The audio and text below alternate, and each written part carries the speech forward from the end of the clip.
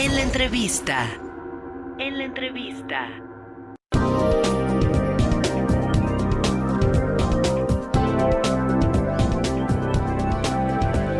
7:34 a.m. Estamos de regreso en Radiorama Bajío Informa y efectivamente vamos a nuestra entrevista. En la línea telefónica se encuentra Jonathan Furcifer, quien es investigador y coordinador del Estudio de Seguridad de México Evalúa. Muy buenos días, gracias por estar esta mañana acompañándonos.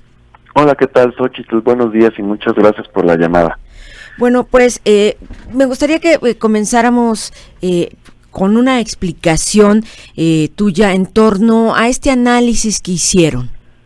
Bueno, partimos de la premisa de que en agosto de 2016, Enrique Peña Nieto lanzó públicamente una campaña para reducir los homicidios dolosos o intencionales en los 50 municipios más peligrosos del país. De tal manera que lo que queremos ver a través de este artículo es analizar el comportamiento de este delito 8 meses antes de que arranque esta estrategia en septiembre y 8 meses después. De tal manera que observando la tendencia de los homicidios en cada uno de estos 50 municipios 8 meses antes y 8 meses después, nosotros podamos diseñar un indicador de desempeño. Y el desempeño justamente está medido a partir de qué tan inclinada es la pendiente, si es muy positiva o si es muy negativa. Si es muy positiva, entonces quiere decir que el homicidio ha aumentado muy rápido, ¿no? Que su tendencia es muy digamos, a la alza, y que rápidamente ha aumentado sus homicidios. Si la tendencia es negativa, quiere decir que ha bajado el homicidio en estos municipios. De tal manera que, bueno, dependiendo de la pendiente de cada uno de estos indicadores, pues nosotros podemos rankear qué tan bien y qué tan mal van estos 50 municipios. En esta medición, ¿cuáles fueron los municipios que sí mostraron un comportamiento positivo, es decir, una reducción? Los que principalmente han hecho un esfuerzo importante, nosotros dividimos a estos 50 municipios en 4 grandes grupos. El primer grupo tiene que ver con una tendencia positiva, es decir, que los homicidios iban creciendo antes de empezar la estrategia y después revirtieron su tendencia a la baja, ¿no? De tal manera que si lo podemos ver en nuestros ojos es como una V invertida, ¿no? Aumentaban y luego caían. Y luego hay otros en donde ya desde antes de que se empezara la estrategia, ya venían mostrando una tendencia negativa, ya venían reduciendo sus homicidios sistemáticamente 8 meses antes y 8 meses después así lograron mantener esa tendencia negativa. Estos 8 municipios que han sido, pues digamos, en los últimos 16 meses han mostrado una tendencia negativa son Iztapalapa, en la Ciudad de México, Irapuato, en Guanajuato, Guadalajara, Jalisco, Tlaquepaque, en Jalisco también, Tultitlán, en el Estado de México, Monterrey, en Nuevo León, San Luis Potosí y Fresnillo, Zacatecas. Es decir, hay una tendencia negativa en eso. Exactamente, quiere decir que estos 8 municipios han mostrado ya mucho antes de que se empezara esta estrategia con una tendencia negativa. Nosotros, a partir de este estudio, nosotros no podemos definir y asegurar que el programa es el causable, el que ha causado una reducción en los homicidios o cualquier otra cosa externa. Justamente por eso queríamos ver cómo estaban las tendencias. Si nosotros vemos que los municipios ya venían haciendo un buen trabajo en reducción de homicidios desde antes, pues es probable que algo bien hayan estado haciendo, ¿no? Y no necesariamente esa reducción de homicidios es atribuible al programa. Como tampoco podemos decir que aquellos municipios que a partir de que se implementa esta estrategia hayan mostrado una tendencia al alza, haya sido culpa del programa. o de esta estrategia de reducción. Y esto es muy importante definirlo así porque no tenemos mucha información en qué consiste esta estrategia, ¿no? Okay. Sabemos los criterios que definieron los municipios beneficiarios, pero no sabemos nada más. Y esto puede ser porque, digamos, pues en una estrategia de combate, pues es difícil sacar a la luz tu estrategia, porque digamos que los enemigos, llamándolos así, pues podrían cambiar su modo de operar. Pero tampoco sabemos más. No sabemos si se les dio dinero, si más bien la Policía Federal en conjunto con el Ejército quizá tuvieron algo que hacer ahí. En fin, no sabemos bien pues algunos detalles importantes, no estratégicos, pero sí importantes de la implementación de esta política pública. Es decir, tampoco se puede determinar si efectivamente la estrategia de cada municipio o esta estrategia general puede resultar efectiva para algunos municipios y, bueno, no efectiva para otros. Es decir, no hay claridad en esas estrategias. Pues la verdad es que es un asunto de, digamos, en términos muy teóricos de causalidad, ¿no? Y causalidad nos referimos aquí a si podemos atribuir el efecto de la reducción o el efecto del aumento a esta política pública, ¿no? Lamentablemente no tenemos tampoco un espacio de tiempo tan grande todavía para ver si este es el caso. Lleva 8 meses de haberse implementado, más o menos. Bueno, hoy en día ya van 9, 10, pero los datos sobre homicidios dolosos no los tenemos hasta abril, de tal manera que tampoco podemos ver pues más allá de estos datos hasta ahora. Ahora, en lo que corresponde a los municipios de Guanajuato, León, Celaya, Irapuato, ¿nos podrías ayudar a entender qué fue lo que ha pasado también en estos tres? Sí, en León, que está en un grupo interesante. León lo que ha hecho es tener una tendencia positiva. Vamos, sus homicidios iban creciendo 8 meses antes de esta estrategia. Y después de esta estrategia, durante estos 8 meses, siguen aumentando.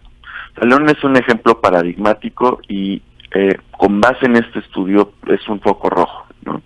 Independientemente o no de la estrategia, es un municipio que ha aumentado sistemáticamente en su nivel de homicidios, ¿no? Y en el caso de Irapuato, déjeme lo encuentro, está en el grupo de aquellos municipios que han mostrado una tendencia negativa en los 2 cortes de tiempo, que en estos 16 meses, en otras palabras, ya ha logrado reducir sistemáticamente a través de 16 meses sus homicidios dolosos, ¿no? Aquí es interesante este caso también porque, bueno, algo bueno está pasando aquí. O sea, el municipio ha conseguido reducir los homicidios dolosos durante este largo periodo de tiempo. Ahora, ¿quién sabe por qué? Muchas veces esta reducción puede ser atribuible a muchas causas, ¿no? Que a lo mejor hubo un proceso de pacificación, puede ser que también haya sido o lo contrario, que se haya conseguido monopolizar el territorio por el Estado o por algún rival del Estado, etcétera. Claro, ahora, se habla mucho y bueno, es conocido que el estado de Guanajuato está en un momento de crecimiento económico, en un momento de consolidación industrial muy importante, generándose empleos, generándose clúster, económicamente y hablando de la industria de sectores importantes, va muy bien, lo reconocen todo mundo. ¿Qué pasa? ¿Cuál sería esta lectura que tendríamos que dar cuando un caso como homicidio, bueno, como el tema de los homicidios dolosos va a la alza en una ciudad tan importante como León, Guanajuato, que, bueno, tendríamos que ver, hablan de que, bueno, se da este crecimiento económico y se apareja con este tipo de delitos? ¿Qué lectura tendremos que darle a esto? Bueno, pues casi todo proceso de urbanización, digamos, en donde cuando las ciudades se van consolidando, tienen este tipo de problemas, ¿no? Y no solamente el caso de Guanajuato como estado y como sus ciudades, pues tiene zonas metropolitanas importantes y, como usted dice, de mucho crecimiento económico. También lo hemos visto en otras, como en Acapulco, Guerrero, que fue digamos el boom de crecimiento durante los 80 y 90, pero el proceso de urbanización no fue, digamos, eficiente y óptimo en términos de diseño, de tal manera que y Chicago, Nueva York, en fin, otras ciudades importantes en el mundo, en su proceso de urbanización e industrialización, pues enfrentan este tipo de problemas, de delitos, particularmente de homicidios. Las razones son varias, pues es que la población crece mucho más rápido que la capacidad del Estado para proveer seguridad en muchas ocasiones. Y bueno, sin lugar a dudas es un reto importante para el Estado, pero también es importante considerar por qué. Digo, habría que trazar muy bien si esto es en medida debido al proceso de industrialización o si también tiene que ver con algunas otras problemáticas. Y las otras problemáticas pues generalmente están correlacionadas con rivalidades entre crimen organizado, ¿no? También tiene que ver con falta de un sistema de justicia que justamente evite que este tipo de delitos se cometan a partir de reducir la impunidad de los delitos, ¿no? Y otras cosas que tienen que ver también con violencia intrafamiliar, ¿no? Y rivalidades entre comunes en situaciones de riesgo. Entonces, yo creo que lo que sería muy interesante empezar a explorar en el estado de Guanajuato, justamente cuáles son las causas detrás de este delito, ¿no? ¿Qué tipo de víctimas son las que han sido lamentablemente lastimadas por este tipo de delitos, de tal manera que nosotros podamos trazar muy bien los perfiles, ¿no? Bueno, este tipo de perfil, por ejemplo, está vinculado con violencia de violencia de grupos criminales, por ejemplo. Este otro tiene que ver con peleas de borrachos, ¿no? Es muy común que muchas personas terminen asesinadas en conflictos por la influencia del alcohol en bares, en discotecas, en lugares donde se ofrece este tipo de bebidas, y también ver si pues, hay algún problema de violencia intrafamiliar o si tiene algún problema de feminicidios también. Entonces, hasta que no tengamos estadísticas que nos permitan conocer quiénes son las personas que están siendo victimizadas a través de este tipo de delitos, pues es muy difícil saber las causas también. Ahora, bueno, constantemente estamos escuchando en el estado de Guanajuato de parte de las autoridades, tanto estatales como municipales, que, bueno, las víctimas de los homicidios dolosos regularmente están, en voz de ellos, lo digo, que regularmente están vinculadas a algún tipo de crimen organizado, vamos, a algún tipo de crimen o venta principalmente de droga. Es, no, simplemente tenemos su dicho, no tenemos mayor información. Este tipo de información la pueden abrir a organizaciones como México Evalúa, como para entender y, bueno, comprobar desde una institución mucho mayor, mucho más confiable, que efectivamente está ocurriendo de esto. Ustedes tienen realmente como el poder o como la información de poder comprobar que esto realmente está siendo así, que no son víctimas que iban pasando por ahí y que lamentablemente pierden la vida. Pues es que depende del estado, ¿no? Y yo creo que lo que pasa es que aquí hay dos problemas, ¿no? Una averiguación previa y una carpeta de investigación se abre cada vez que ocurre un delito. En el caso del homicidio, a diferencia de otros, se investiga automáticamente por las autoridades del Ministerio Público, porque no necesita una persona ir a denunciarlo, ¿no? A diferencia de un robo común, pues si a ti te asaltan, pues vas al Ministerio Público, levantas tu denuncia, o más bien te quedas en tu casa y decides no proseguir legalmente en contra del delito. En el homicidio sí. Entonces, creo que, depende de cada código estatal, ¿no? Por lo pronto en la Ciudad de México es complicado esto, Si la carpeta de investigación o si la averiguación previa sigue abierta, sigue en investigación, es confidencial esta información. Entonces uno no puede acceder a la carpeta de investigación si está siendo investigada, ¿no? Muchos de estos delitos, y particularmente el homicidio, pues tardan muchos años en resolverse, ¿no? Ahora, todas aquellas carpetas que se han cerrado o que ya no se están investigando, pues entonces uno sí podría ir a verlas, ¿no? De tal manera que, bueno, si el Estado no tiene información disponible, pues no podemos nosotros revisarla. Tendría que ser un proceso además de transparencia o algún tipo de alianza con las autoridades de procuración de justicia que faciliten este intercambio. Sin embargo, también hay otro tipo de estadísticas que son las que se publican anualmente a partir de los certificados de defunción. Esta es una estadística que genera el INEGI y la Secretaría de Salud. Y ahí sí hay un perfil un poco más detallado, ¿no?, de las personas que han sido asesinadas, que tenemos la edad, tenemos en qué lugar fue, si fue dentro de una vivienda, dentro de un edificio público, en la calle, etcétera, y otras características que podrían ayudarnos a determinar si es más o menos probable que haya sido vinculado con delincuencia organizada. Pero hasta ahora es complicado saberlo, ¿no?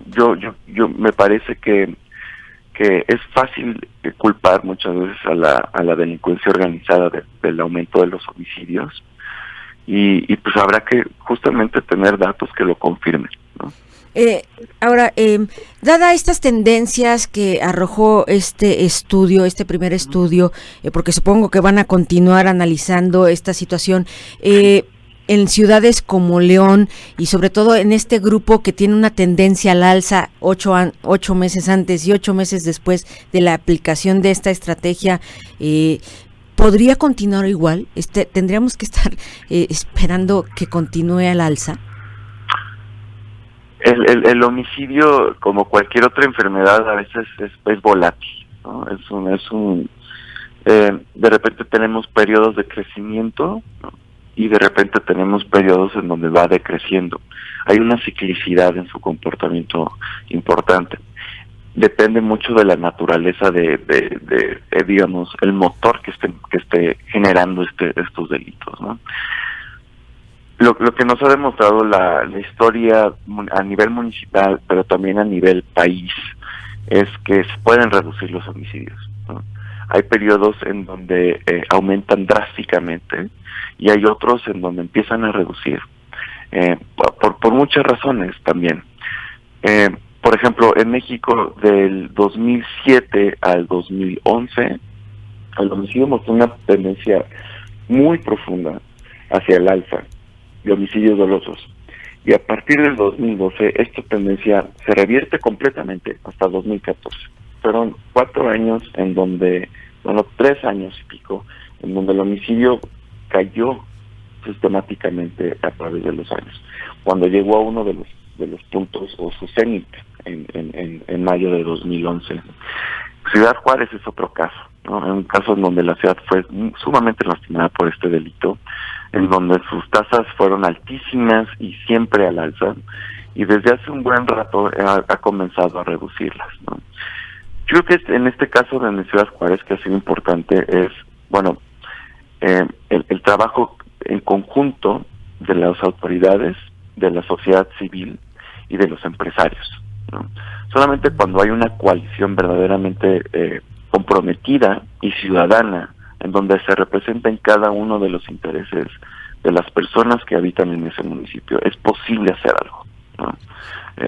Yo creo que muchas veces ante un Estado, digamos, sin tanta fuerza por ahora, pues requiere también del compromiso de la ciudadanía para ayudar a mejorar la situación de una ciudad.